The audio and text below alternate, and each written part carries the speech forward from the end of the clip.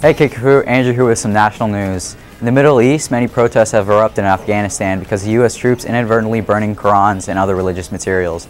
The books were mistakenly thrown into the trash and were burned Monday night in front of Afghan laborers. In other news, 4 people were killed in avalanches near Washington State. There were 2 avalanches near ski resorts and unfortunately taking the lives of 4 people. In more uplifting news, President Obama urges Congress to focus on the issues of our economy, pushing for tax reductions in corporate tax rates, changing from 35% to 28%, possibly saving companies thousands of dollars. And finally, today, a rise in identity fraud has jumped to an all-time high and an increase of 13% in the last year. There's been much speculation on it, and it leads all back to smartphone use. So be careful on what information you keep on your phones. That's all from me. Now on to Kyle with local news.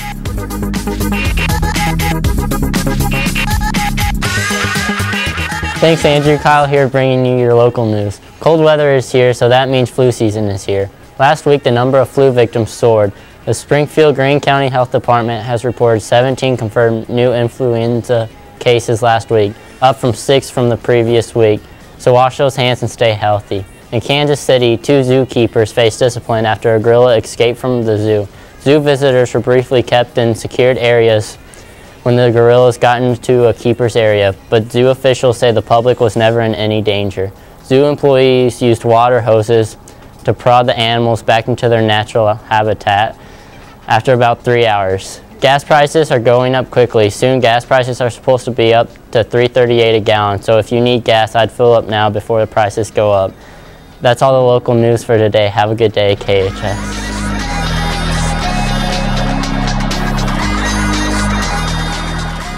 Thanks, Kyle. Now for your sports news. In Fort Worth, Texas, authorities arrested 17 students at Texas Christian University on Wednesday as part of a 6-month drug sting, an especially embarrassing blow to the school because it included 4 members of the high-profile football team.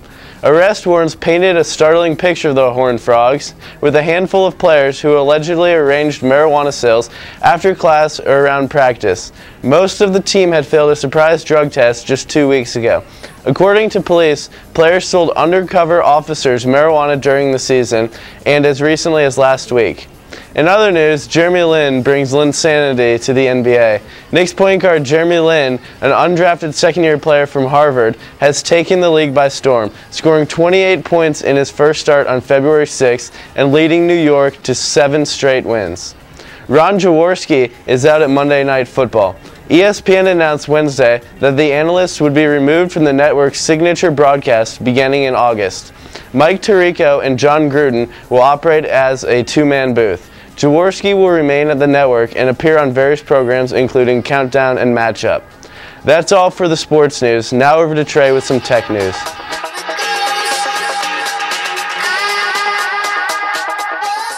Hey guys, Trey here bringing you a technology update. In a sued file last week, Apple said that Samsung, the international technology company, was infringing on patents ranging from sliding pictures to unlock phones and searching for information by voice.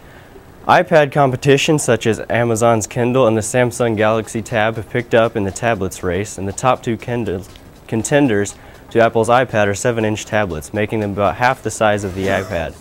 As Droid tablets get more popular, we'll see if Apple can hold the top position. Yahoo's recent negotiations to sell most of its Asian assets have concluded with no sales because of a disagreement over the prices and the best way to carry out the deal. And finally, in other Apple news, Apple's 25 billionth app download is coming up in the next few days, so grab your Apple devices and start downloading to win the $10,000 iTunes card prize. And that's it for today's tech news. Now on to Bailey for our pop culture update.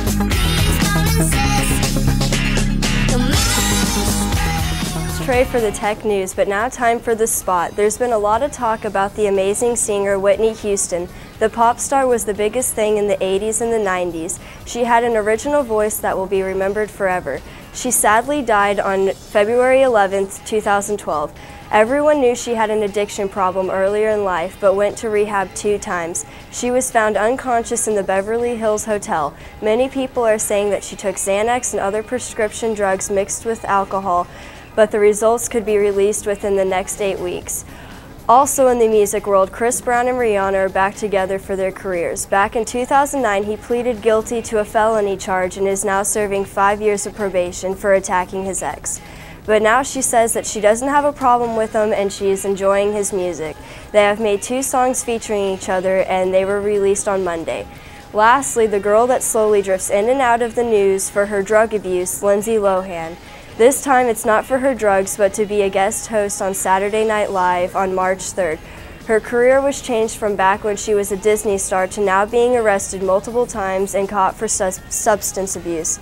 Maybe this time she will change and she will finally learn. That's all for this edition of The Signal. We'll see you next time.